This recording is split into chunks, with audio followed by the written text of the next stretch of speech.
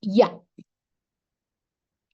ayer hacíamos referencia a, mm, en el marco de los principios que guían la interpretación, desde el control de constitucionalidad, pues la comprensión y la estructura de las sentencias va variando.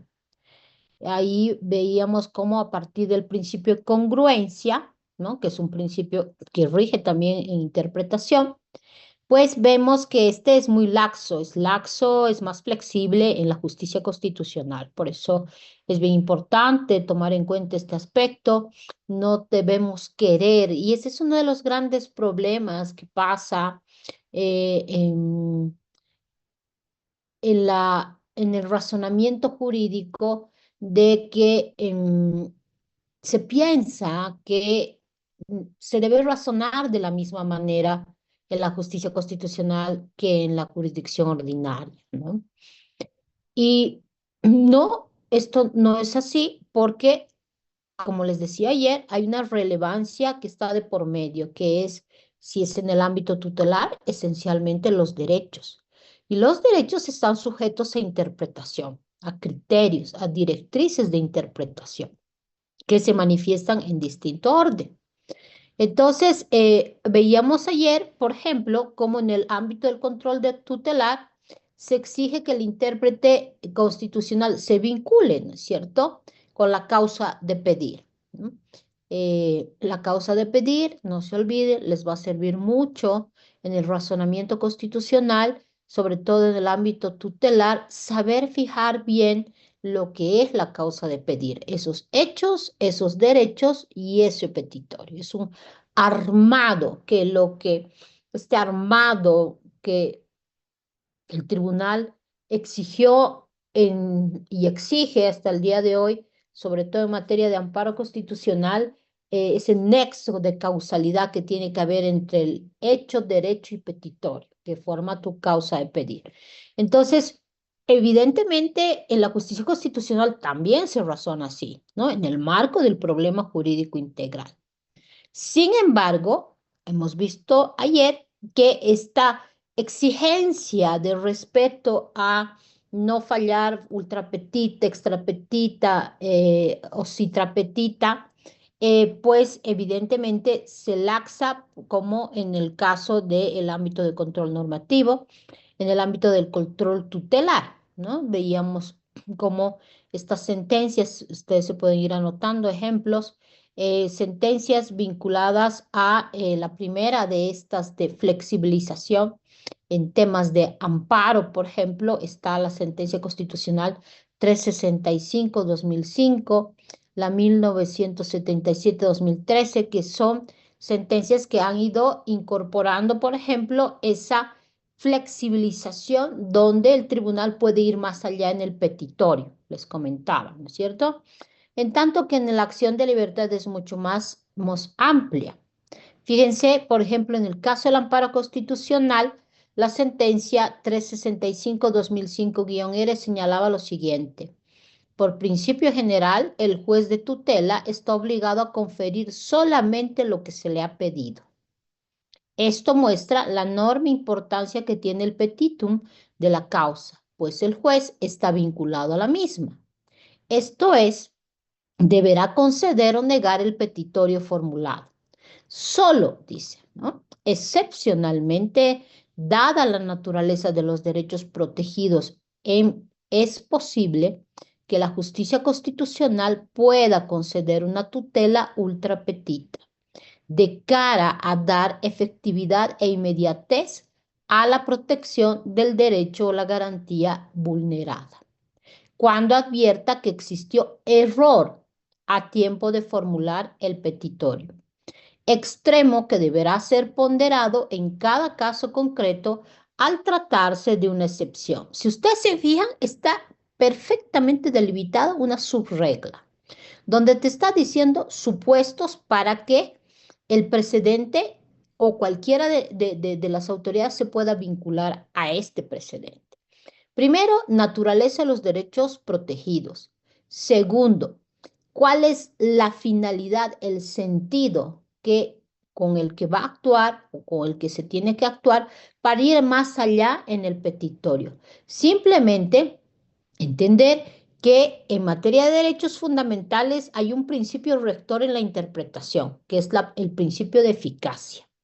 El principio de eficacia implica que el intérprete debe siempre estar orientado a que los derechos deben tener su mejor realización, su mejor materialización, ¿no? Entonces, y solo podrá impedirse eso cuando están otros bienes jurídicos en juego, cuando hay colisión entre derechos.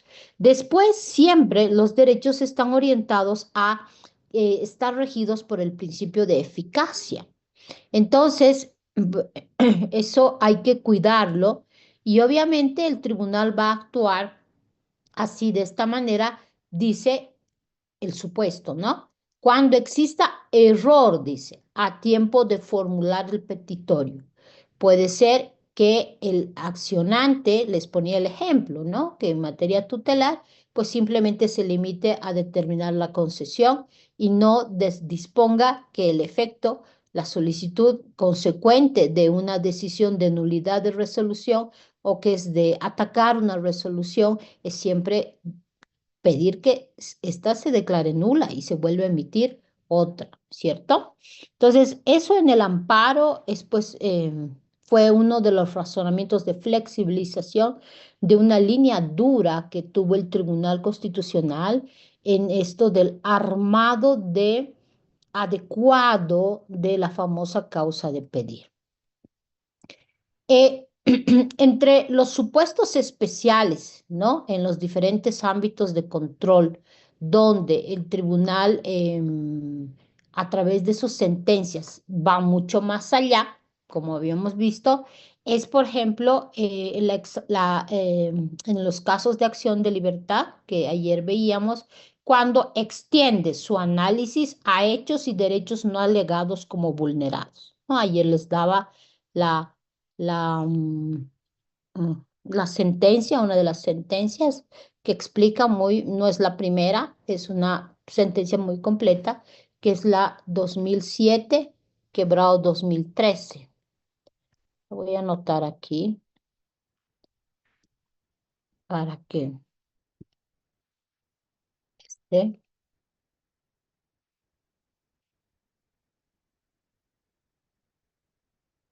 Sigue viendo mi lámina, ¿no? Después, entonces, en el ámbito tutelar, en materia de acción de libertad, se va a la posibilidad de poder extender el análisis por hechos y derechos no alegados, como vulnerados. También en el ámbito del amparo constitucional es posible tutelar por hechos y derechos vinculados con, sobre todo en el petitum, ¿no? Hizo una flexibilización. Más tarde, mucho después, el tribunal va a extender esta flexibilización del amparo constitucional para otorgar por derechos no demandados, ¿no? Va a tutelar por derechos no demandados, pero esta posibilidad solo es bien limitada y, como les decía, excepcional. Otro de los casos importantes que ha emitido el Tribunal Constitucional en materia de ir más allá o más que más allá es darle una interpretación de favorabilidad en el marco del proactione, del acceso a la justicia, es el caso de la reconversión de acciones o reconducción de acciones. No sé si alguien sabe en qué consiste la doctrina de la reconducción de acciones.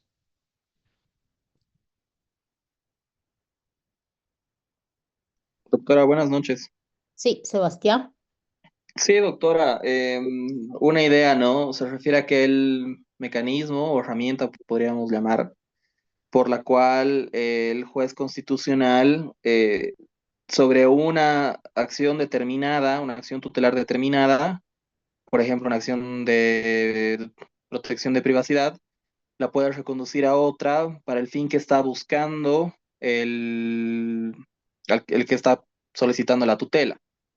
Un ejemplo que le podría dar, que yo conozco, Es de un caso donde una persona bastante mayor de la tercera edad, había solicitado una acción de amparo para que le puedan registrar su propiedad, porque el juez registrador estaba incumpliendo una norma, ¿no? Y lo que correspondía era una acción de cumplimiento. En ese caso, se utilizó esta reconducción de acciones para lograr el fin del solicitante porque se trataba de una persona de la tercera edad. ¿Quién recondujo? El Tribunal Constitucional. ¿El TCP o la Sala Constitucional?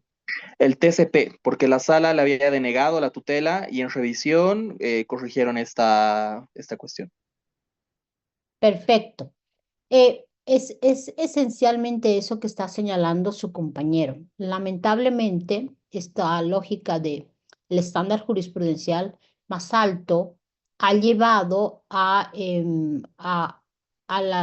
hecho de que muchas salas no se vinculen a la reconducción de acciones. Es más, en el marco de las reformas y cambios de precedente, se ha ido limitando este contenido amplio que nació con la sentencia constitucional 645-2012 y es un poco eso de lo que señalaba su compañero.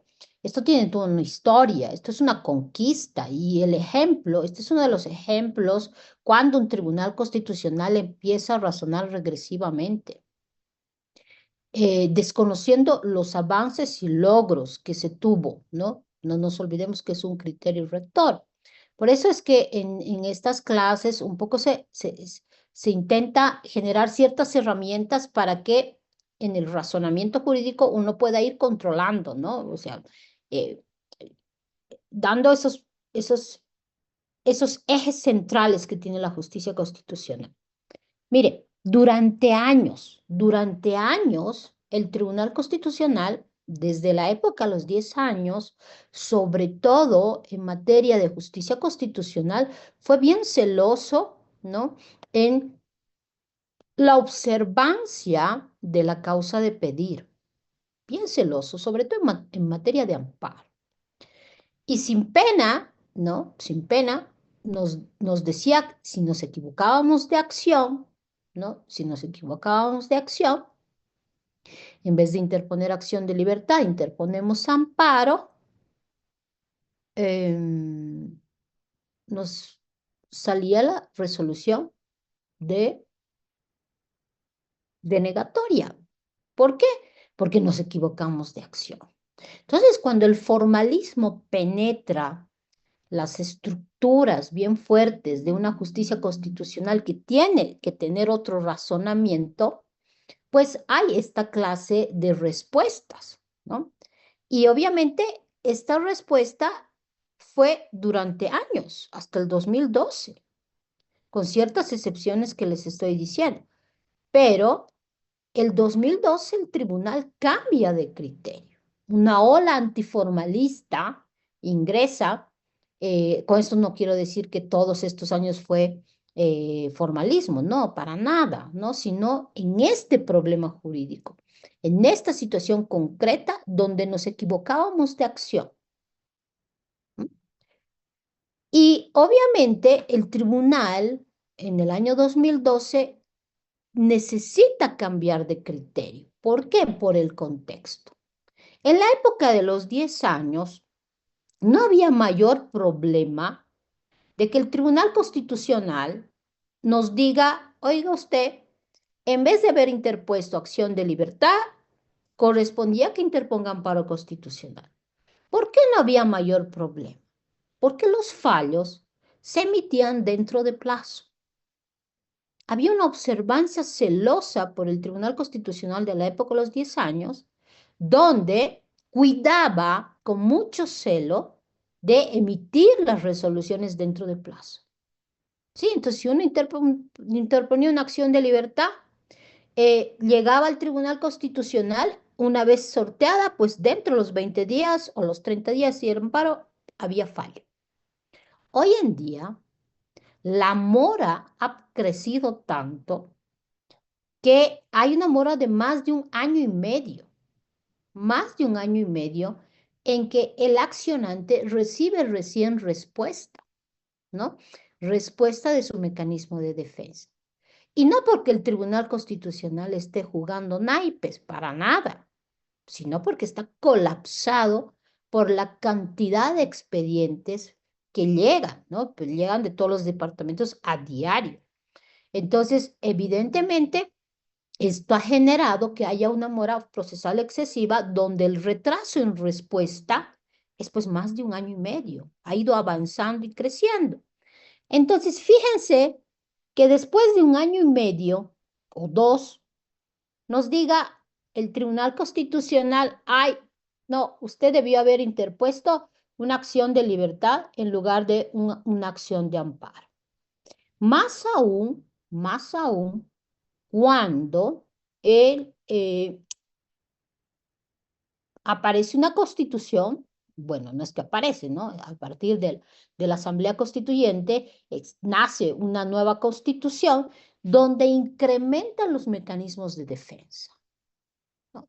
Y esa línea bien visible que era antes, en la época de los 10 años, donde solo había habeas corpus y amparo constitucional, ¿no? Ya mucho después llegó la protección de privacidad, pero la línea diferenciadora era bien marcada. Sabía uno realmente cuando operaba un habeas corpus, cuando operaba un amparo constitucional. No había mayor problema. Entonces ahí, evidentemente, en el afán del Tribunal Constitucional de educar, de hacer pedagogía constitucional, pues exigía esto. Entonces, en este escenario, con la actual Constitución, donde se introducen 4 acciones de defensa más y además se reformula los ámbitos de protección, pues a veces no es fácil saber qué mecanismo de defensa voy a activar. Y como no es fácil, encima de que nos digan, ¿no? Después de año y medio que nos equivocamos de acción, pues eso no es coherente con un sistema de justicia constitucional rápida y pronta que debe operar con los mecanismos de defensa constitucional. A raíz de este problema es que el Tribunal Constitucional emite la sentencia constitucional 645-2012, ¿no? Estableciendo la doctrina de la reconducción de acciones. ¿Qué te dice la 645-2012? Te dice que toda persona, cuando equivocare de acción, ¿no? En situaciones de equívoco de acción, el juez reconducirá la acción, ¿no? Al mecanismo de defensa idóneo. Es decir, ¿qué nos estaba diciendo el Tribunal Constitucional en la sentencia 645-2012? De que ya no nos podían denegar porque me equivoqué de acción. Que si en vez de interponer acción de libertad, tenía que tramitar la causa al amparo constitucional. El estándar más alto de esta doctrina está en el escenario de que esto debe actuarse de oficio. Ni siquiera le tenemos que pedir, ¿no es cierto?, al juez de garantías o al propio Tribunal Constitucional. Lamentablemente, esta sentencia, la 645 de 2012, y su socia, que viene a ser la 778-2014, que son las dos de estándar alto, pues eh, son sentencias donde el resto de salas constitucionales pues no las aplican. Es más, una de ellas, ¿no? Ha determinado una limitación, un cambio de línea, una modificación, emite una sentencia en el año 2016, donde se establece que esto de la reconducción de acciones solo va a operar para grupos vulnerables, grupos de prioritaria atención. Es más, fíjense la lectura tan restrictiva que se da. Es más, ahora, este año 2025, hay una sala, creo que es la sala 2, la que ha establecido que inclusive, aún tratándose de grupos vulnerables, se tiene que demostrar, ¿no? La imposibilidad o la gravedad que ha o las circunstancias que han impedido justificar la activación del mecanismo idóneo. O sea, imagínense, tan restrictivo. Y esto de la reconducción de acciones fue una lucha histórica que se tuvo en la lógica del informalismo, porque no siempre es fácil interponer el mecanismo idóneo. Y obviamente la reconducción de acciones se convierte en un mecanismo de acción afirmativa, donde nos basamos a partir de un principio rector en materia de derechos fundamentales. Iura novit curia. El derecho lo conoce el juez. El derecho lo conoce al juez es una conquista histórica donde permite generar espacios de igualación. ¿Para quién?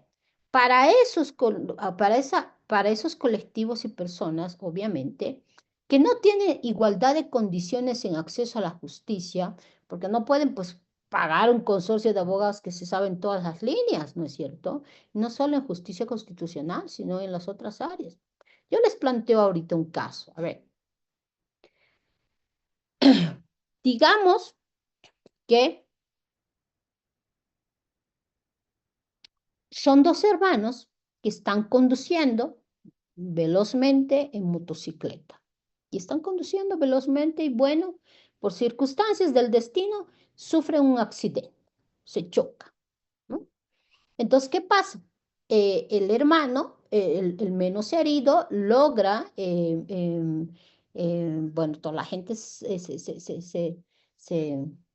se aglomera y obviamente uno de los hermanos solicita o logra llevarlo, ¿no? Con la ayuda de las personas, porque obviamente no aparecía ni la policía ni nada. ¿Y por qué? Porque estaba cerca al lugar del accidente, estaba cerca al lugar del accidente la caja la caja petrolera. ¿Ya? Entonces, el hermano, obviamente, por la situación grave en la que se encontraba su hermano, pues entra a la caja petrolera y pide atención urgente. ¿Y qué creen? El director, o mejor dicho, el jefe de esa sección, le dice que no lo puede atender porque no tiene carnet de asegurado, no está afiliado, ¿no? Entonces, eh, ¿qué hace el accionante? Pues ahí en ese interín llega ya recién la ambulancia y bueno, lo llevan al hospital. Pasa y bueno, luego sale el hermano. Sin embargo, evidentemente el accionante, o mejor dicho, el hermano, pues entiende que la actuación de el jefe médico de la caja petrolera no era acorde, ¿no? No era acorde a un tratamiento inmediato que tenía que darle porque su vida estaba en riesgo, la vida de su hermano. Entonces, digamos que acude esta persona a ustedes, ¿no? En el marco del contexto de la normativa vigente, ¿qué acción interpone?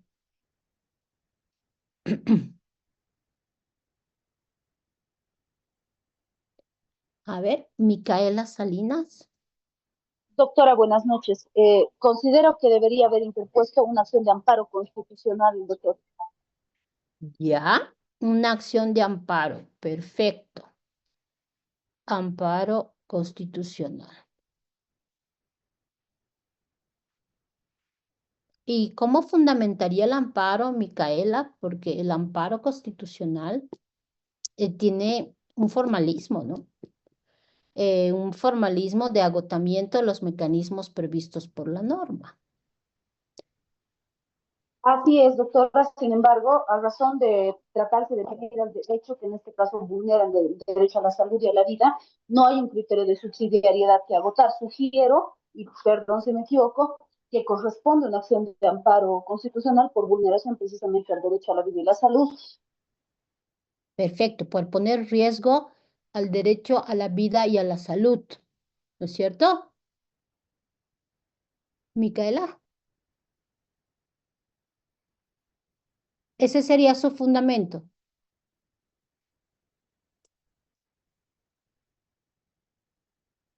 Bueno, creo que se desconectó. ¿Alguien más razonaría de la misma manera o de manera diferente? Yo, doctora, disculpe, levanté la mano. Claro que sí, Gabriela. A Micaela yo le pediría, porque digamos que yo soy la sala formalista, le exigiría que me fundamente el precedente constitucional que establece que se puede acudir directamente a la justicia constitucional en casos de vida, digamos, ¿no? Pero me gustaría escuchar en tanto el razonamiento de Gabriela, si tiene uno diferente. Sí, doctora, buenas noches. Para mí que tendría que imponer una acción de libertad, doctora, porque es por el derecho a la vida que va conexo con el derecho a la salud, ¿no? Porque esta sería una situación apremiante, doctora, mientras que el amparo constitucional es más formalista, ¿no? Entonces va a demorar un tanto, mientras que la acción de libertad es en el momento, ¿no? Tenemos que considerar eso, doctora. Para mí es una acción de libertad. ¿Y cuál es el fundamento jurídico, Gabriela? Estoy hilando finito, o sea, solamente con el ánimo de provocar razonamiento jurídico, nada El, más, ¿no? sí, el derecho a la vida, doctora, y a la salud, que viene conexo. El derecho a la vida conectado con Pero el derecho a la salud. fundamento jurídico, donde dice que la salud se puede proteger vía acción de libertad. Estamos hablando con el principio de favorabilidad, doctora. Usted también recientemente nos ha señalado que Pero tendríamos. quiero fundamentos jurídicos. ¿Cómo le convencemos a ese juez duro, duro, ¿no? Y ahí, aquí habría un contraargumento. Miren, sus dos compañeras están manejando dos mecanismos diferentes. El amparo y, esto me olvidaba, Gabriela. ¿Por qué considera Gabriela que la acción de libertad, me ha dicho, ¿no? Que la acción de libertad es un mecanismo más informal, ¿no es cierto? Que el amparo constitucional. Y es más pronto, o sea, es más Ya. rápido. ¿Es más rápido en cuánto? En 24 horas, nada más. Porque el Sí, amparo constitucional es 48. Pero espérenme un segundito. ¿Alguien más? Nelson.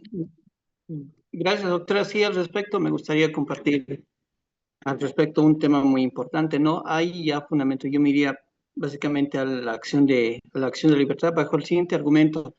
El derecho a la vida y a la atención médica es un derecho consagrado en la Constitución Política del Estado, ¿no? Ya esto va invocado la línea jurisprudencial que ya lo ha sentado a través de la sentencia constitucional plurinacional 2468, quebrado 2012, de 22 de noviembre, que ha modulado el entendimiento sentado en la sentencia constitucional 044 del 2010-R de 20 de abril, que ha establecido que la naturaleza eh, del derecho a la vida impone la casi eliminación de cualquier tipo de formalismo, ¿no? Así lo ha sentado esta sentencia constitucional. Entonces, bajo esa primacía, bajo esa línea jurisprudencial que ya se ha sentado, yo me iría por la acción de libertad. Ya. Mire, sus compañeros están poniendo de fundamento jurisprudencia que razona en sentido de que la acción de libertad sería un mecanismo para proteger la vida. ¿Por qué? Porque obviamente el tribunal ha tenido que a- alcanzar a delimitar lo que es el artículo 125. El 125 de la Constitución, ¿no? Que amplía el ámbito de protección. Probablemente ustedes, por los jóvenes, no han entrado en ese proceso de transición. Antes la vida no se protegía vía acción de libertad, por si acaso, les adelanto, ¿no? Entonces, ustedes probablemente no han tenido esa comprensión. Entonces, ¿qué pasaba en pleno momento en la que la Constitución nace, ¿no? Surge un problema interno de interpretación del Tribunal Constitucional de Transición. El Tribunal Constitucional de Transición opera ejerce labores jurisdiccionales el 2010 y el 2011. Y a nivel interno surge un problema jurídico, ¿ya? ¿Cuál? De que había magistrados que decían que la vida solo se iba a proteger vía acción de libertad, ¿no? Cuando se trate o cuando esté directamente vinculado con la libertad. Se sacaban razonamientos in obiter dicta. Por eso les digo, cuán importante es que ustedes sepan manejar y diferenciar lo que es obiter y lo que es ratio. ¿Para qué? Para que el día de mañana puedan contraargumentar esto que les estoy diciendo. Digamos que yo sea de la sala formalista o comulgue con ese criterio que tenían muchos magistrados de decir, a ver un ratito, si usted quiere activar la acción de libertad para proteger la vida, esto debe estar directamente vinculado con la libertad. Y aquí de ustedes el problema no está privado de libertad. Entonces váyanse al amparo. Generalmente así nos decían, ¿no es cierto? Cuando equivocábamos de acción. Entonces hubo ese problema interno en obiter dicta, donde había unos magistrados que razonaban y decían que la acción de libertad solo iba a proteger la vida cuando iba a estar vinculado con la libertad. Y la otra corriente interna también en el tribunal que decía que no, que la vida se podía proteger en cualquier supuesto porque todos los derechos tienen una protección autónoma y por lo tanto no podía realizarse una vinculación con la libertad, ¿no? La vida se tenía que proteger vía acción de libertad de manera autónoma, sin necesidad de esa dependencia o conexidad que tenía que existir. Entonces, en ese marco son 2 años de jurisprudencia donde se empieza ese pimponeo, ¿no? Entre que unos que decían que sí y que no.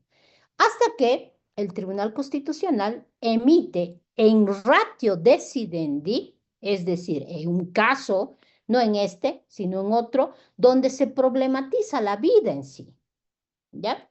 Y es esta que está señalando su compañero, que se llama la 2468-2012, que resuelve el dilema. Esta 2468 tiene una historia, Nelson, y es esa, que resuelve el problema en sentido de decir, no, la acción de libertad va a proteger la vida en cualquier supuesto sin necesidad de ese nexo de causalidad. Es más, hay otra sentencia muy posterior para fundamento jurídico donde dice que cuando se trate del tema vida, la vida se puede proteger con cualquier mecanismo de defensa, sea amparo, sea acción de libertad. Es el accionante el que va a poder elegir si acaso considera que puede plantear para él es mejor la acción de libertad o el amparo constitucional. Es más, cuando le preguntaba a su compañera Micaela, ¿cuál es el fundamento para considerar que el amparo constitucional es el mecanismo idóneo, ¿no? Pues ahí hay un fundamento jurídico constitucional creado jurisprudencialmente que, que establece que cuando se trate de vida, lo ha creado el tribunal en jurisprudencia, en amparos, todos los rigorismos procesales se laxan, todos sin excepción. No hay subsidiariedad, no hay causa de pedir nada. Se laxan, ¿por qué? Porque la vida está en riesgo. Eso lo ha dicho el Tribunal Constitucional en precedente constitucional. Lo que quiero demostrarles a ustedes es que si uno no maneja adecuadamente la jurisprudencia, pues va a ser el día de mañana un poco más probable que cualquier sala pueda desvincularse de un precedente. Y ahí está el famoso iura nobis curia. El derecho lo conoce el juez. No todos tenemos acceso a esta jurisprudencia, porque para eso la tengo que estudiar. No todos los abogados tienen una especialidad en el tema. No están estudiando todo el tiempo, sino, bueno, les viene un amparo y presenta. Y resulta que luego, como no se maneja adecuadamente la jurisprudencia, ¿qué nos dicen las salas? Lo siento, improcedente, porque usted tiene, este caso se debe conocer con otro mecanismo de defensa. Entonces, eso es lo que consiguió la 645-2012, ese avance en el acceso a la justicia constitucional. Justiciable, cuando usted se equivoque, ya no le pueden denegar. Pues, usted debe reconducir al mecanismo de defensa idóneo y resuélvalo. Son cuestiones de forma que a veces impiden el acceso. Con esto no estamos diciendo, nunca hay que recibir la lectura negativa. Con eso no estamos diciendo de que se tenga que interponer cualquier acción sin un mecanismo. Pero para que vean ustedes que como estamos en la sombra del apartamiento sin motivación, hay salas que se vinculan y hay salas que no. Hay salas que se vinculan al estándar alto, que son estas, las 645, las 778, pero hay otras salas no, que no. Y uno corre el riesgo, ¿no? Más aún con estas últimas sentencias donde se ha establecido y se ha restringido, interpretando de manera regresiva el avance y lucha en materia de protección, donde dicen que esto solo va a ser para grupos vulnerables. La 645, les pido, léanla, en ningún momento te habla de grupos vulnerables. Te habla el justiciable, te habla de la persona. Pero las interpretaciones restrictivas que no son coherentes con las directrices de interpretación en materia de derechos humanos suelen tener esta clase de resultados interpretativos. Por eso es que les decía, siempre hay que manejar el análisis de las sentencias en el marco de estos criterios para hacerle el control. Y uno, más aún ahora que debemos hacer análisis dinámico. Entonces, ¿se entiende? La reconducción de acciones es un ejemplo donde obviamente el iura nobis curia permite que el juez, ¿no? Que pueda reconducir. Con eso el día de mañana la contraparte no va a poder decir, ah, no, no, usted está a favor de este juez, está siendo parcializado, está actuando ultra petita. No, porque en la justicia constitucional rigen estos mecanismos de lo favorable, como señalaba su compañera Gabriela, en el acceso a la justicia. Y obviamente esto no está fundado únicamente en el criterio de ciertos magistrados, sino que es la ley, la Constitución, la que te habla del principio de no formalismo. Son las normas del bloque que te hablan del pro persona. En el caso de nuestro sistema jurídico, el artículo 3.5 de la Constitución, o que es del Código Procesal Constitucional, te dice que el principio de no formalismo implica ese análisis por el que no solo podrán exigirse aquellas formalidades estrictas, por el que solo, mejor dicho, perdón, por el que solo podrán exigirse aquellas formalidades estrictamente necesarias para la consecución de los fines del proceso. Entonces, esto es muy importante. Otro caso donde hay cierta flexibilización, donde el principio de congruencia, al que veíamos ayer, es la posibilidad de los autoplanteamientos de problemas jurídicos que un tribunal constitucional puede hacerse, ¿no? Y con eso tampoco el tribunal se está excediendo.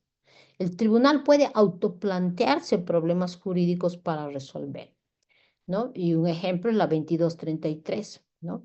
Es 2233-2013, si acaso, creo que hay un error. Espérenme un segundito. Voy a corregir esto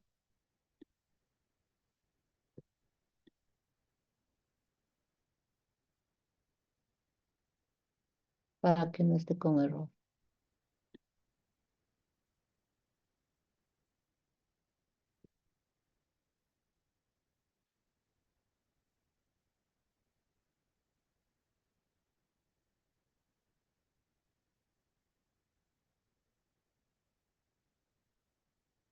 Ya.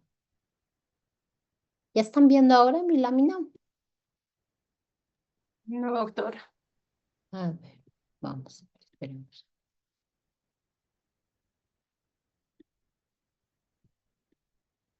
Ahora,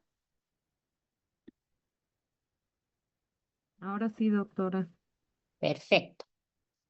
Entonces, creo que tenía una mano levantada por ahí. A ver, o la dejaron. Micaela, ¿levantaba la mano o la dejó Sí, levantar? doctora, entendí que me dijo que sustente mi criterio al respecto, si me permite, o si no, igual estaba vinculado precisamente a lo que usted señaló. Sí, ya lo resolvimos, Micaela. Como no nos contestaba, pero no se preocupe.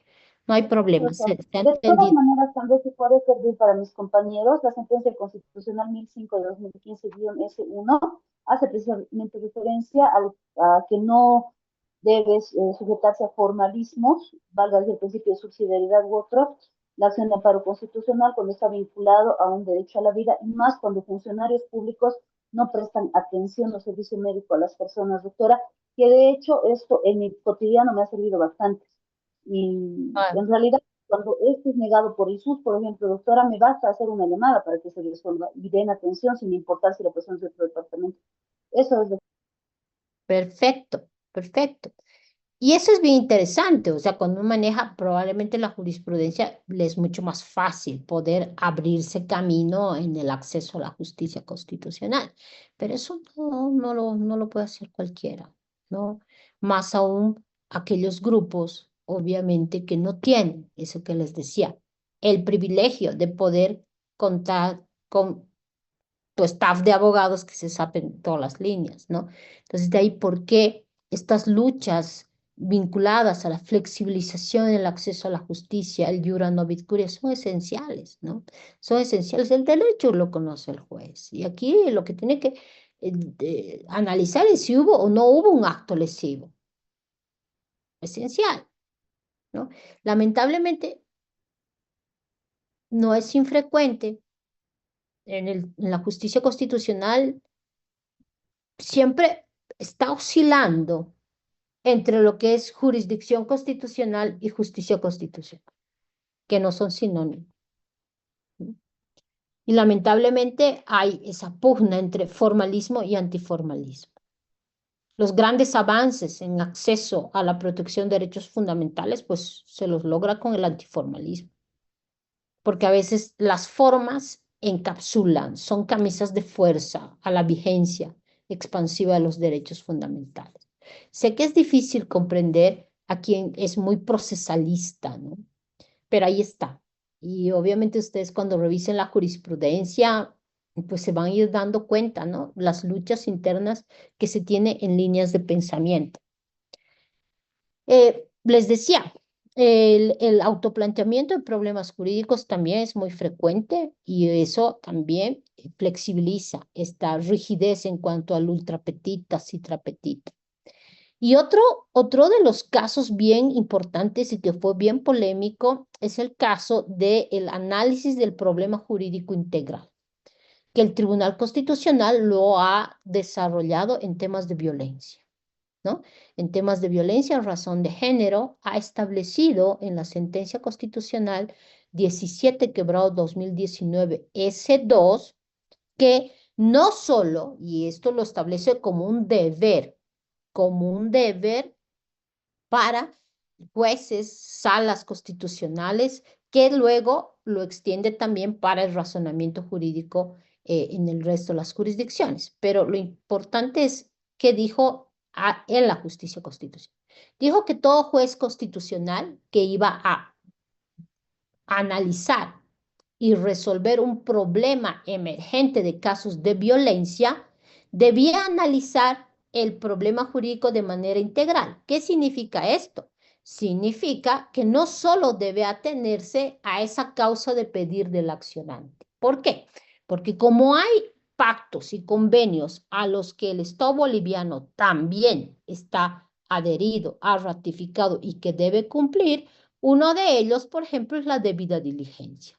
Por lo tanto, debe generar ese equilibrio que debe existir entre las partes, entre el imputado y la víctima, y más aún en temas de violencia donde el desequilibrio es evidente, ¿cierto?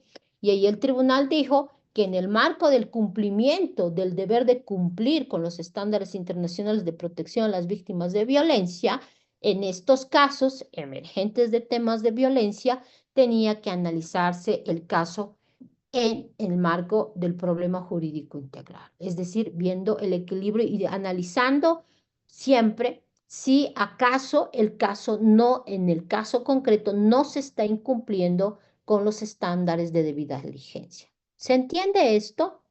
Todos conocen en qué consiste el estándar de debida diligencia y el análisis del problema jurídico constitucional, sobre todo en el marco de los temas vinculados a violencia. ¿Han leído la sentencia 17 quebrado 2019 C2?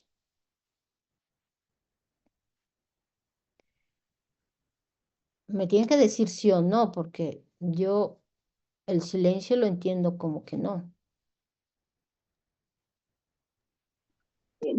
Doctora, yo no hice la lectura de la sentencia, pero sin embargo se entiende que bajo el principio de debida diligencia, por ejemplo, las autoridades fiscales están obligados a actuar incluso evidentemente de oficio. Entonces, en el cumplimiento de ese principio de debida diligencia, la dilación es causal de acuerdo a la ley 260, incluso de procesos administrativos.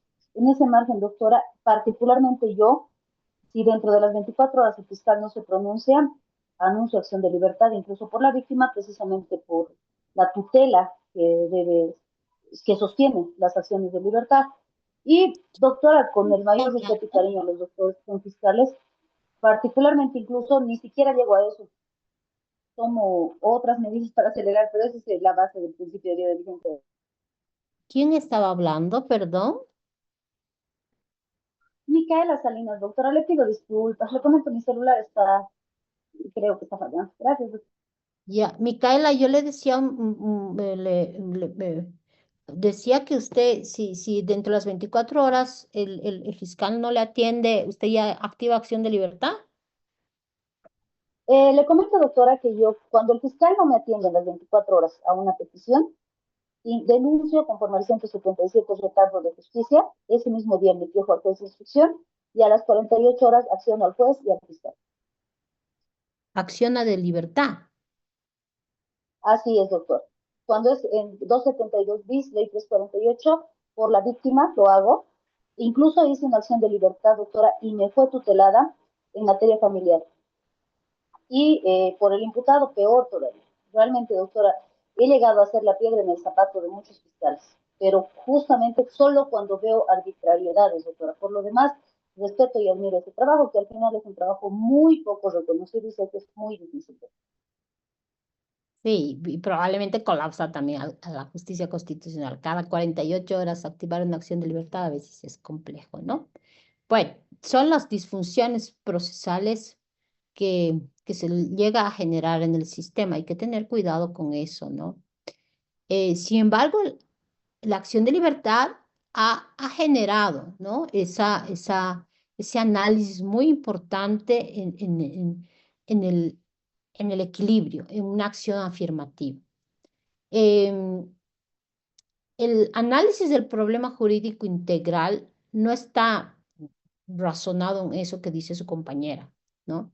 Sino que nace de la debida diligencia, porque en el marco de la debida diligencia se deben cumplir con estándares de protección en temas de violencia. Y uno de ellos es esencialmente, por ejemplo, la máxima oficiosidad que tiene que tener, por ejemplo, un ministerio público en temas vinculados a violencia sexual, temas vinculados a violencia de razón de género, más aún si hay temas de niñez, ¿no? Víctimas niñas, víctimas adolescentes.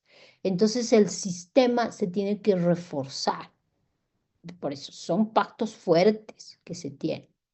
Entonces, uno de los aspectos que se debe realizar es esencialmente que no generar procesos de revictimización.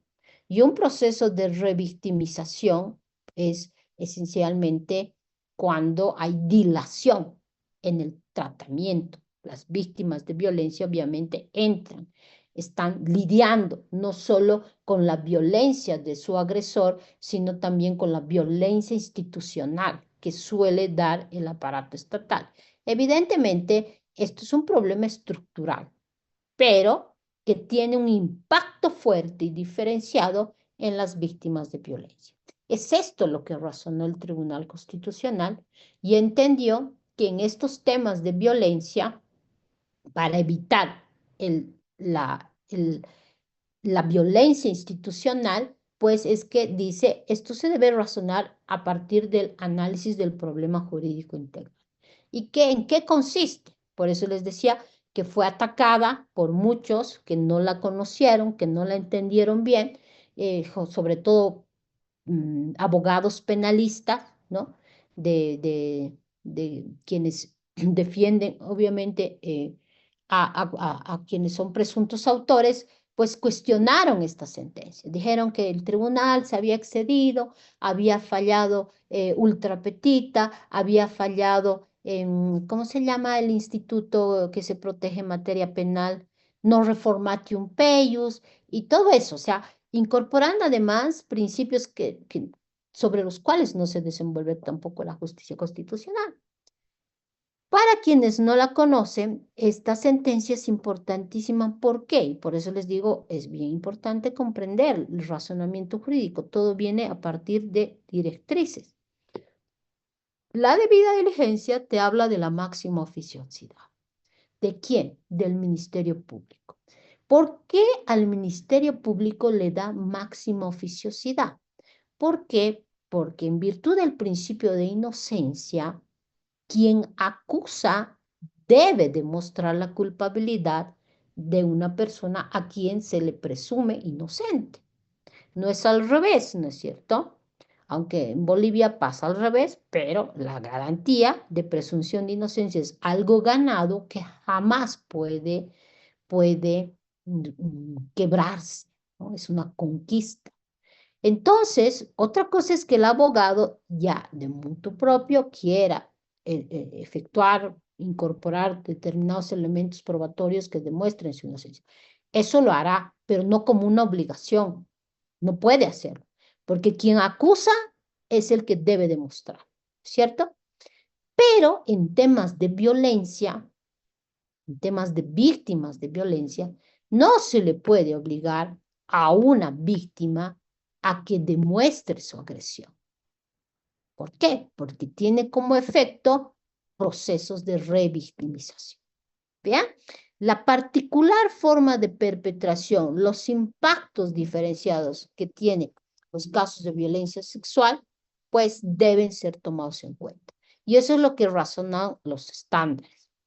Por eso es que te habla de la máxima oficiosidad. Es usted, fiscal, el que debe, ¿no?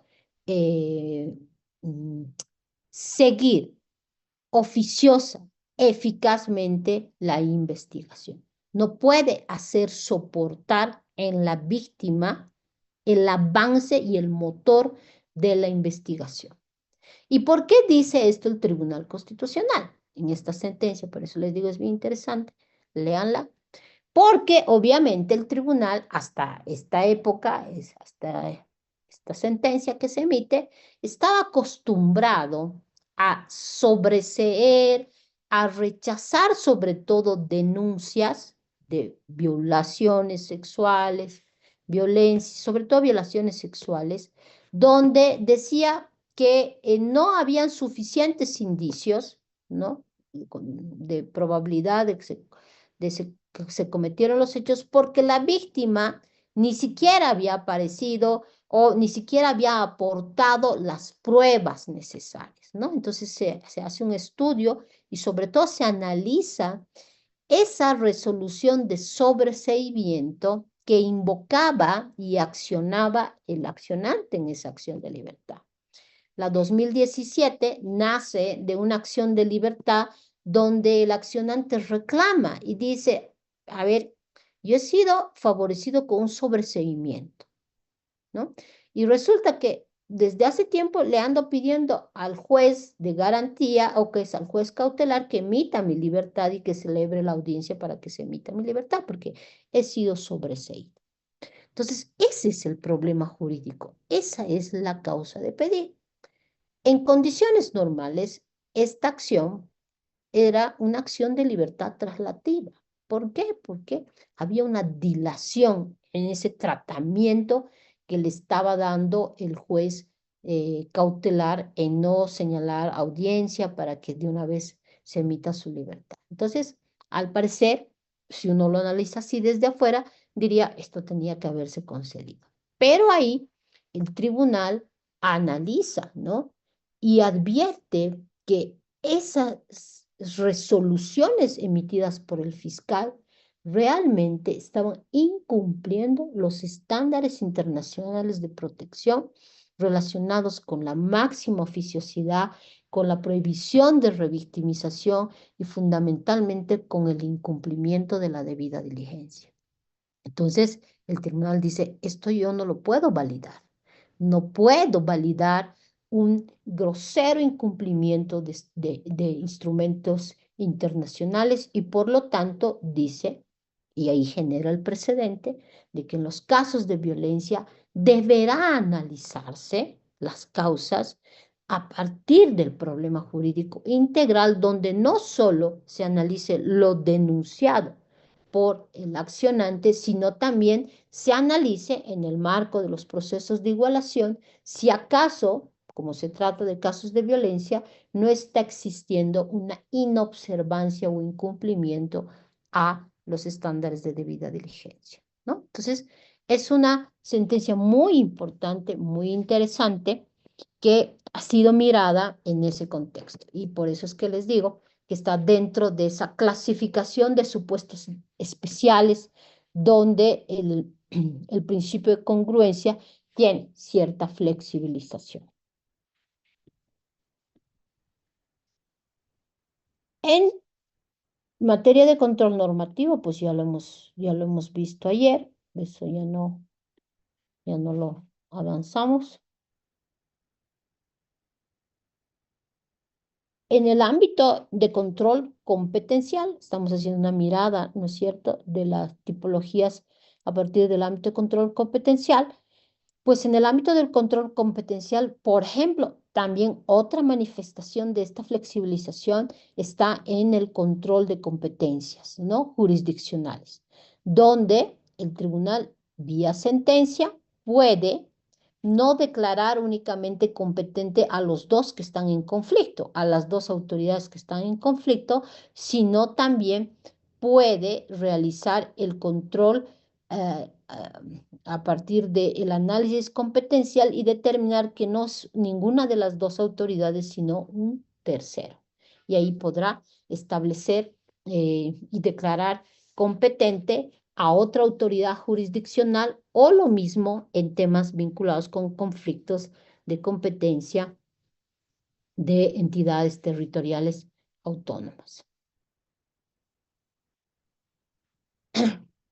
Ahora vamos a ver otro principio relacionado a esto de la construcción y las características muy particulares de las sentencias constitucionales, que es el principio de conservación de la norma.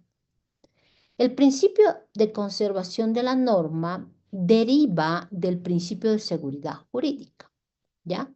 No es lo mismo que el principio de presunción de constitucionalidad, sino que este principio tiene por finalidad evitar el vaciamiento normativo innecesario.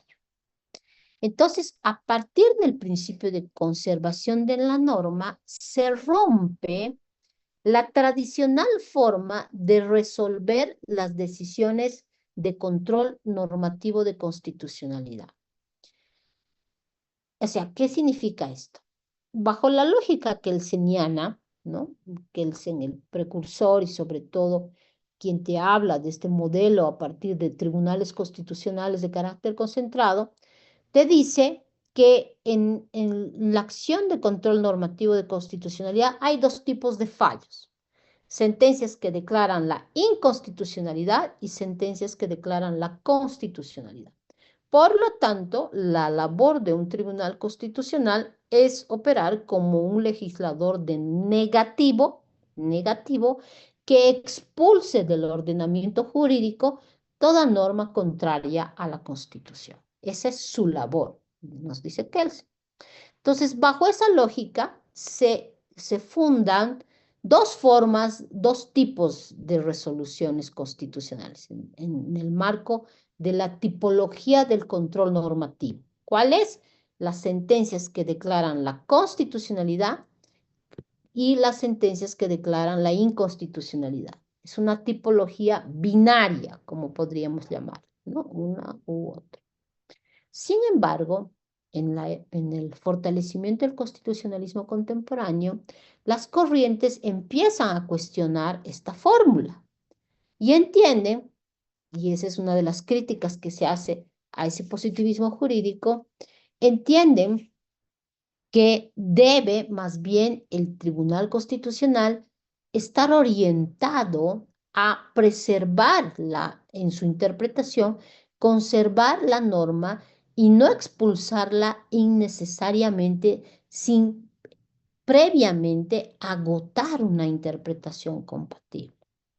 ¿Para qué? Dice, para evitar vaciamientos innecesarios.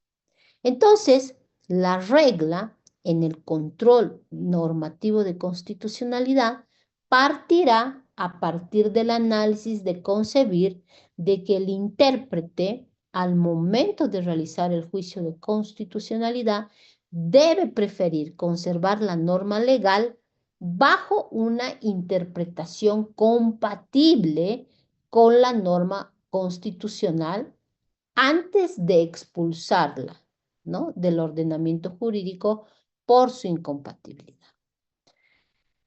Fíjense, quienes sustentan esto te dicen y fundamentan, por eso es que siempre hay que encontrar el fundamento. ¿Por qué se está razonando de esta manera? Si hay una norma inconstitucional, pues se la tiene que expulsar. Pero los partidarios del principio de conservación de la norma te dicen es que a veces no siempre toda la norma es inconstitucional. A veces lo que es inconstitucional es la manera como se está interpretando al momento de aplicarla.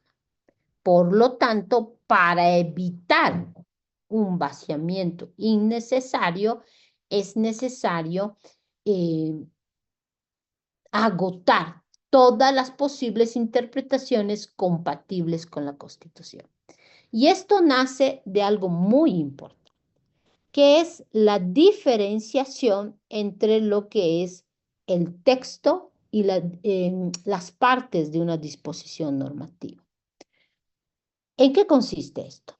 Primero, a partir del principio de conservación de la norma que está regulado en el Código Procesal Constitucional, fue también antes del Código Procesal Constitucional una construcción jurisprudencial. Bajo este principio, solo es posible expulsar del ordenamiento jurídico aquella norma en la que no es posible obtener o lograr una interpretación compatible con la Constitución.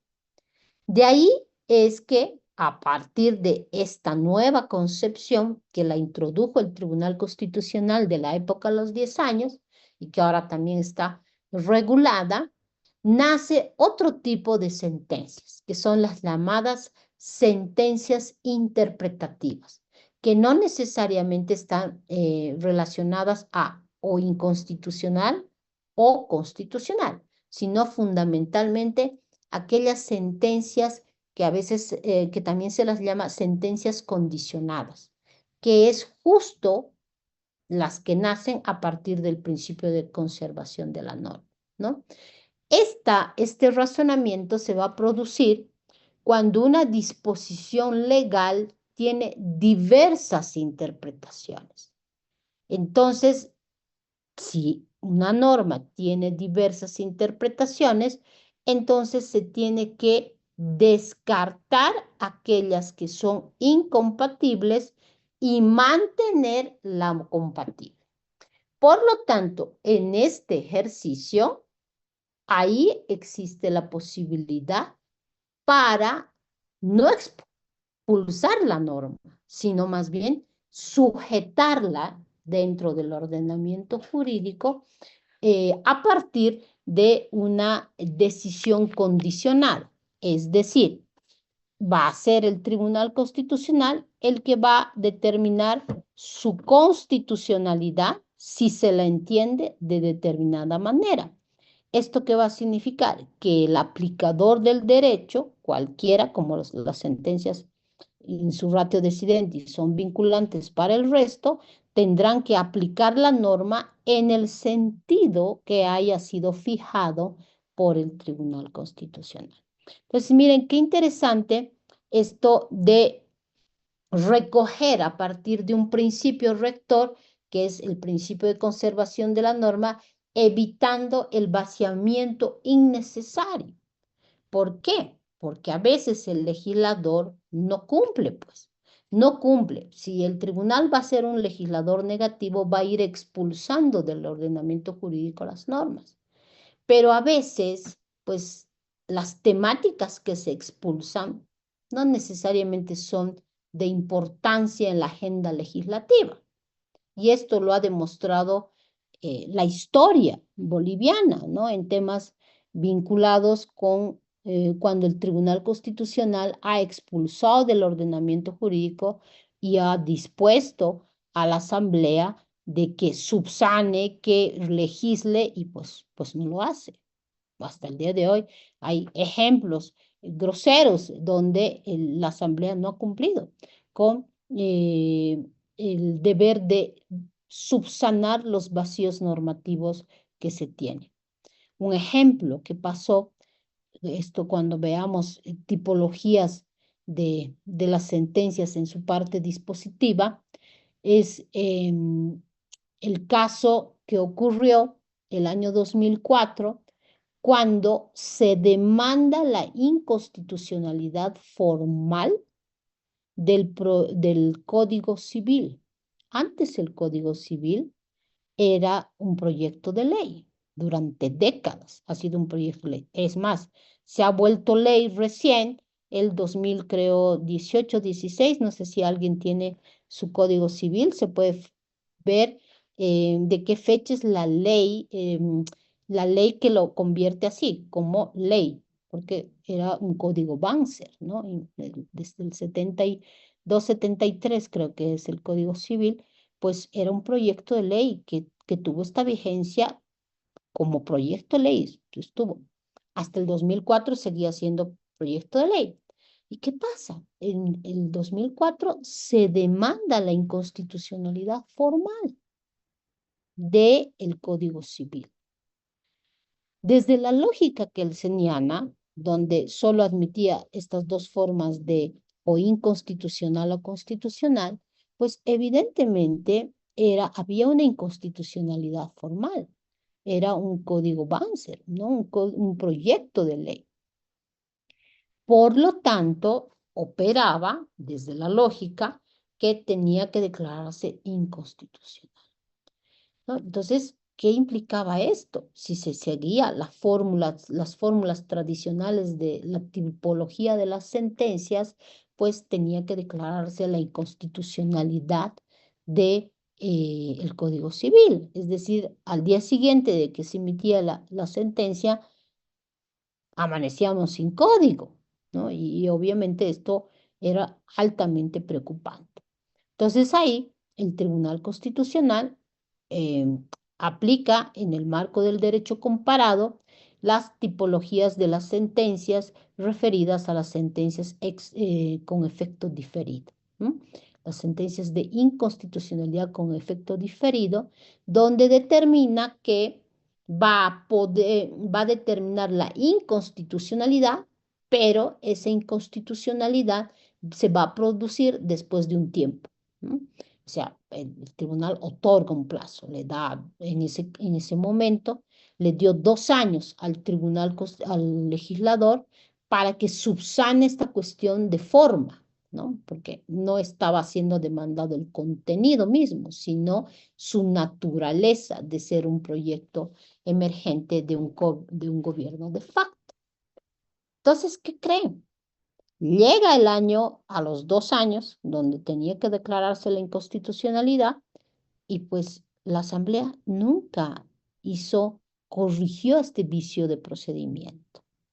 Entonces, un día antes de que se cumpla la fecha que había dado el Tribunal Constitucional, esto no es un cuento, esto es real por si acaso, un día antes que le había dado la fecha, el Tribunal Constitucional se ve obligado, luego de mandar los oficios a la Asamblea, se ve obligado a de oficio extender y darle otro tiempo más para que subsane el vicio, porque lo otro era pues de que amanecíamos sin Código Civil.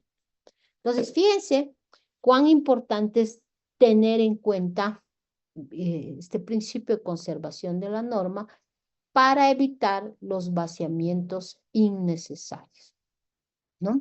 Entonces, ¿cómo se hace esto? ¿Cómo maneja el Tribunal Constitucional el principio de conservación de la norma?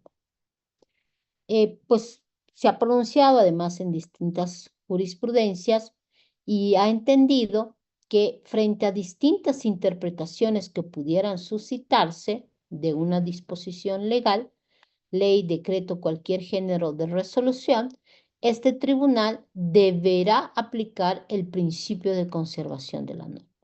Es decir, adoptar aquella interpretación que concuerda con la Constitución y obviamente implica esto modular, ¿no? El contenido de la sentencia y sus efectos a partir de lo que se llama, aquí nace esta tipología desde el control de constitucionalidad, las sentencias exhortativas, las sentencias interpretativas, las sentencias aditivas o integradoras, que son las que vamos a ver.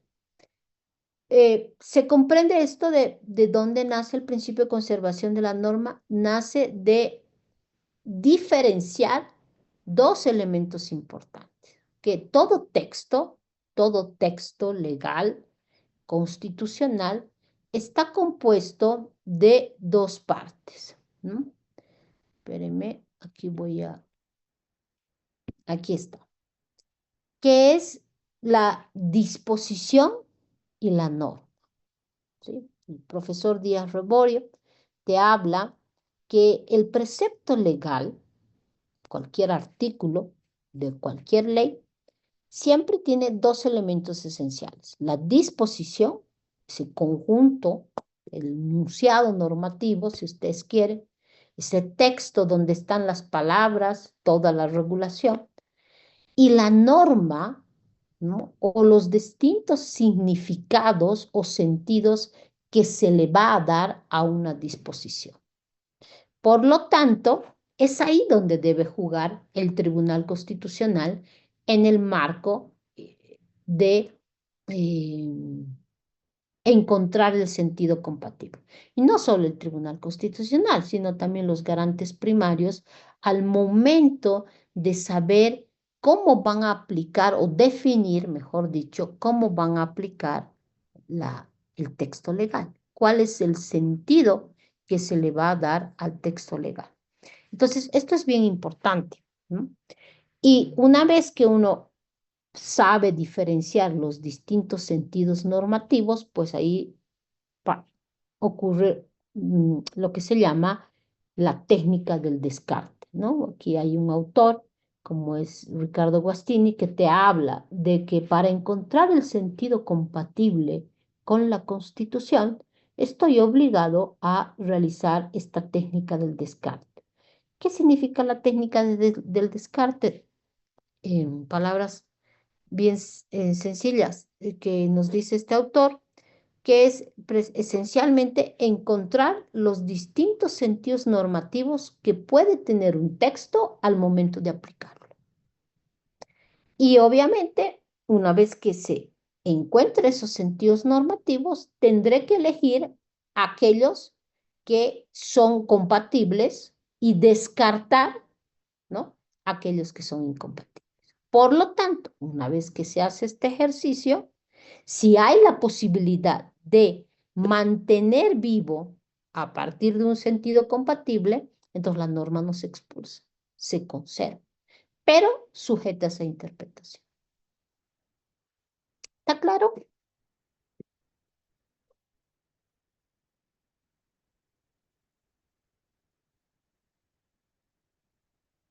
¿Está claro o no está claro?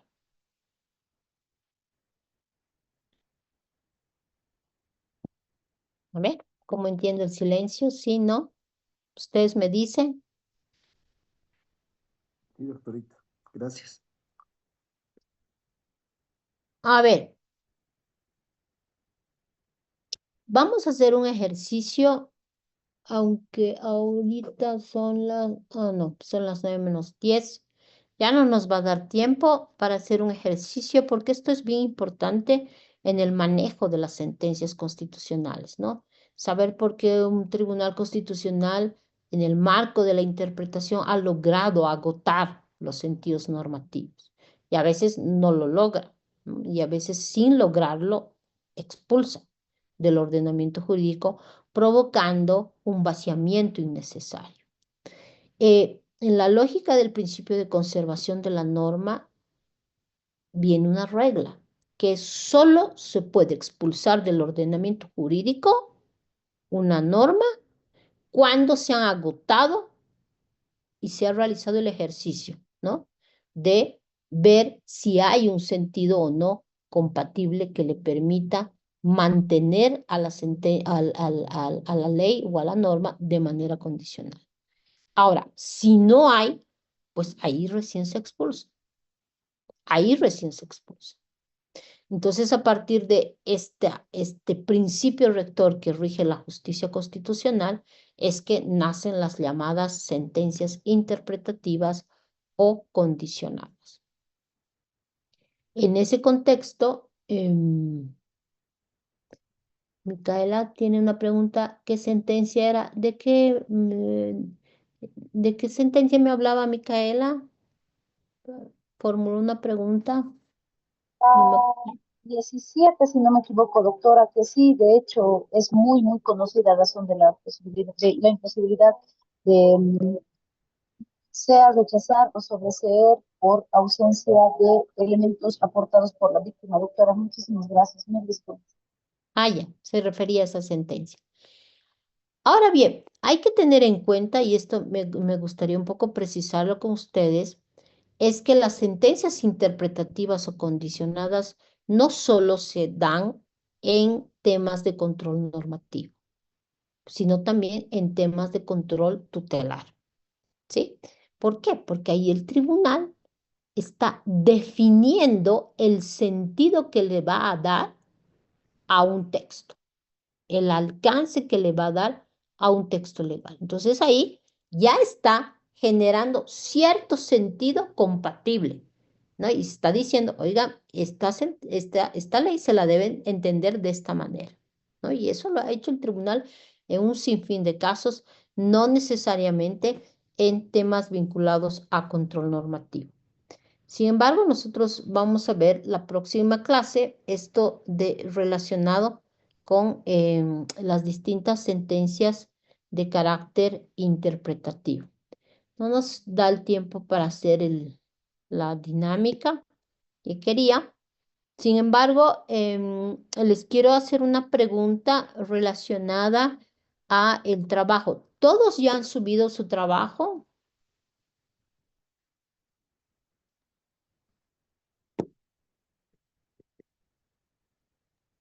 No todos, No doctora. todas, doctorita. En Ah, mi ya, caso no la todavía. subió.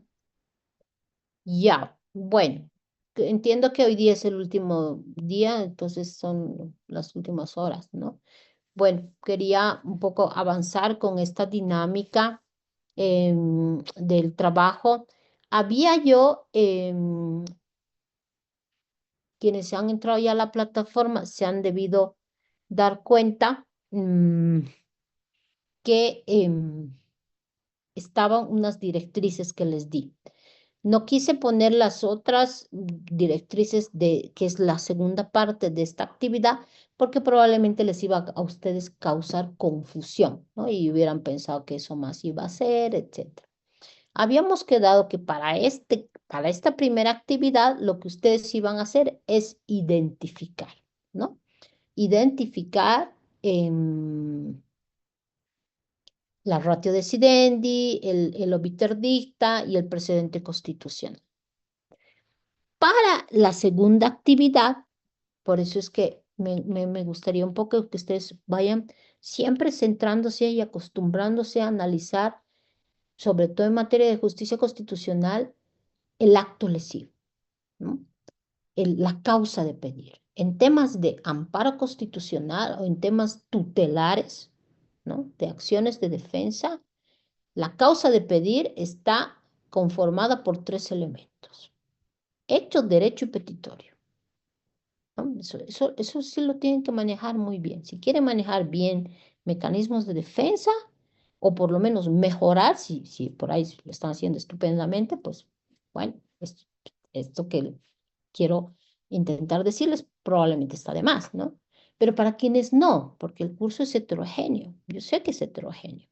Entonces, muchos probablemente no lo están razonando en ese sentido. Y la justicia constitucional es bien celosa en eso. En realidad, ni siquiera la justicia constitucional, la jurisdicción constitucional es bien celosa y hasta el día de hoy sigue exigiendo, ¿no? Exigiendo este armado de la causa de pedir.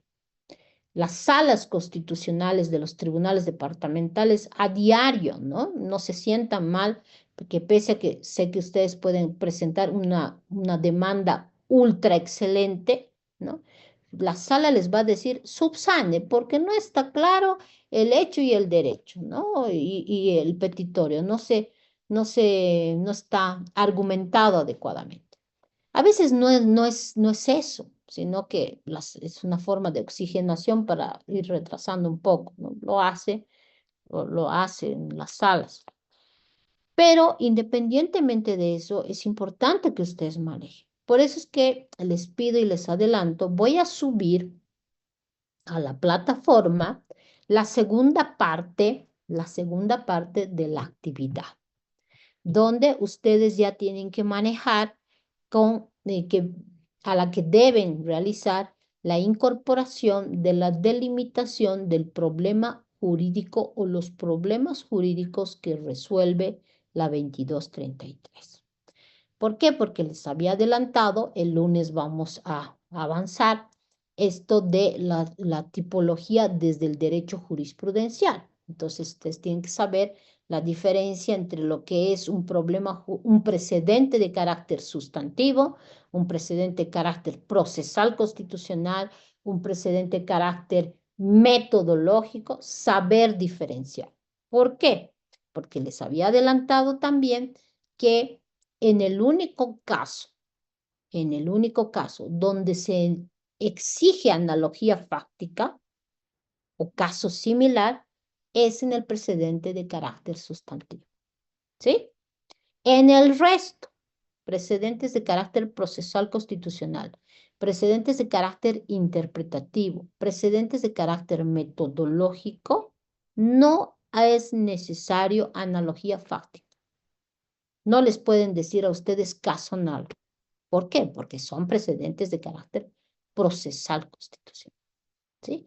¿Cuáles son los precedentes de carácter procesal constitucional? Ejemplos. Lo que te ha dicho el tribunal en temas de legitimación activa. Lo que te ha dicho el Tribunal Constitucional en temas de subsidiariedad, de inmediatez. O sea, relacionados con la tramitación del proceso. Hace rato les decía, ámbitos de protección. ¿Procede o no procede una acción de libertad de un caso como les estaba señalando, ¿no? Y ahí su compañera decía que sí, o uno de sus compañeros dijo, sí procede porque la sentencia ha establecido que en estos temas, ¿no? Es posible interponer la acción de amparo porque se laxa la sentencia, que se laxa las exigencias porque se trata del derecho a la vida. ¿En qué tema lo ha dicho? Puede haberlo dicho un tema vinculado a materia penal, puede haberlo dicho un tema vinculado a materia civil, o puede haberlo dicho un tema en materia administrativa. No interesa. ¿Por qué? Porque está estableciendo una flexibilización de su línea dura de la subsidiariedad. ¿Sí? Entonces, el día de mañana no te va a poder decir el vocal de sala, ah, no, ese precedente no es razonable, ¿no? Porque es un precedente relacionado con la naturaleza procesal constitucional, con las características del mecanismo de defensa, con su naturaleza jurídica. ¿Se entiende? ¿Sí? Sí, doctora, buenas noches. Gracias por responder, Scarlett. ¿Tienes una pregunta? Sí, por favor,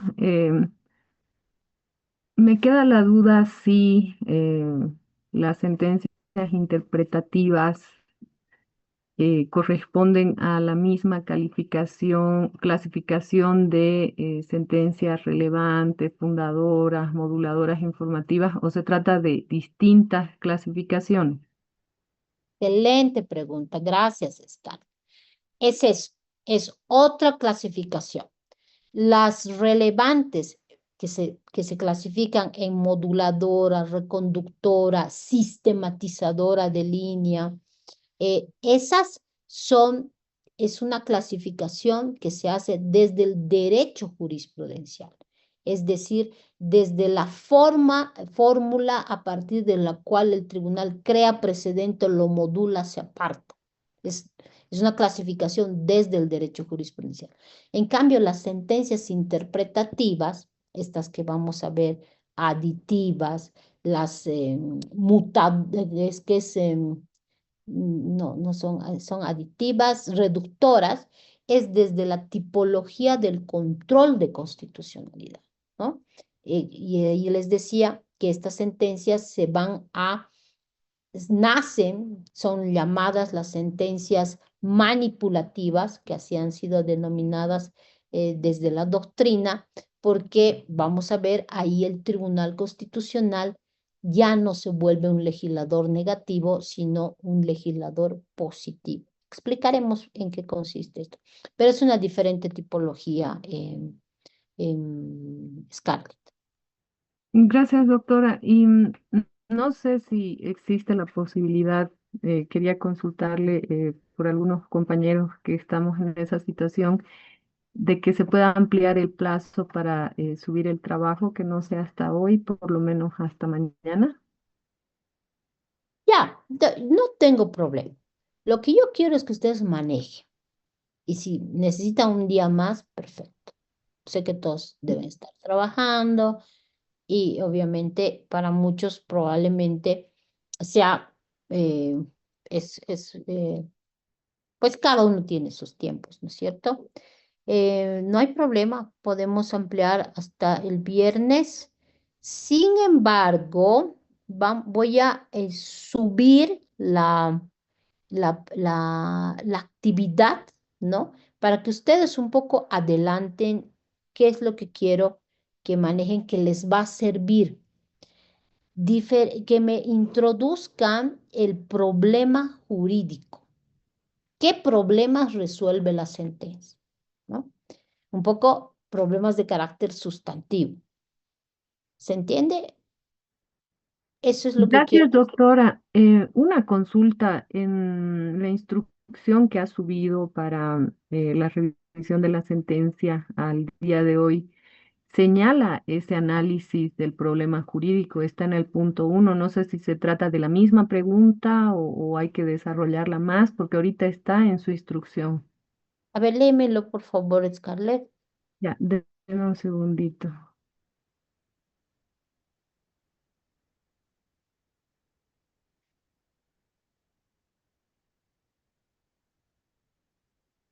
Aquí está.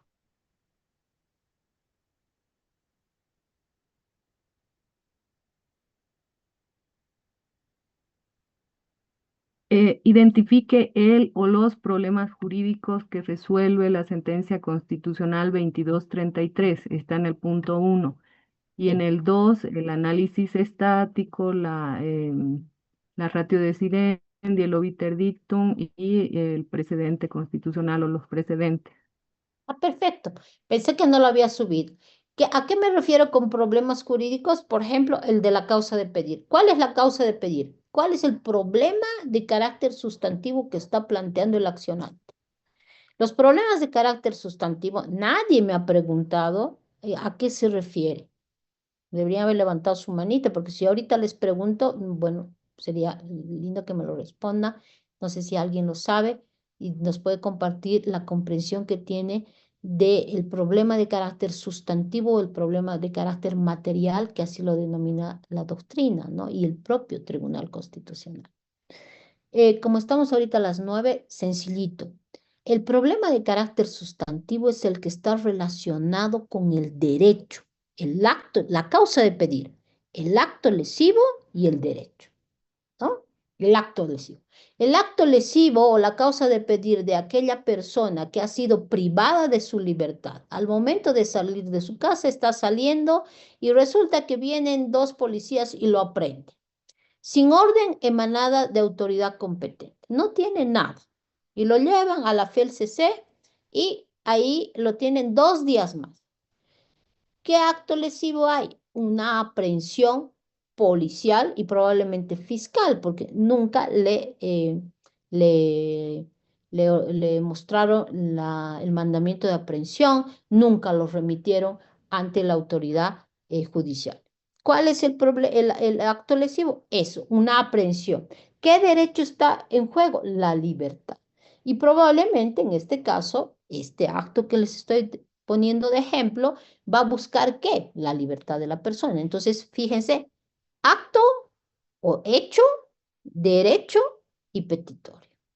¿Por qué se vuelve ese hecho un acto lesivo? Porque ha vulnerado un derecho.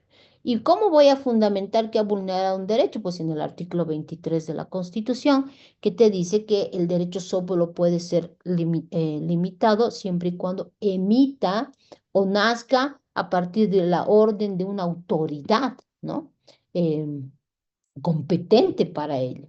Y en este caso, de acuerdo al procedimiento penal, pues ahí está el artículo 224 y el 226 que establecen supuestos donde se puede producir tanto la aprehensión fiscal como la aprehensión policial. Entonces, se dan cuenta, el precedente carácter sustantivo es el que nos va a resolver eso que el accionante está demandando. Pero eso es un problema jurídico, ¿no? Que se llama problema jurídico de carácter sustantivo. A eso me refería. ¿Qué problemas resuelve el Tribunal Constitucional? Hemos adelantado que hay problemas de carácter sustantivo, hay problemas de carácter procesal constitucional. Si se animan los que no lo han terminado, no hay problema, pues lo pueden subir. Si no, va a servir para la segunda parte de la actividad. ¿Está claro? Gracias, doctora. ¿Ya? Entonces, aquí quedamos. Yo sí les quiero pedir para el día de mañana un permisito. Lamentablemente, mi hora de vuelo, que ya estaba programada desde hace tiempo, tengo una hora de vuelo que es a las 8 de la noche. Entonces, no vamos a poder pasar clases. Les pido disculpas y nos veríamos recién el lunes. Y obviamente esta clase la vamos a ir compensando en el transcurso de la semana, por favor. Pero mañana no vamos a pasar clases.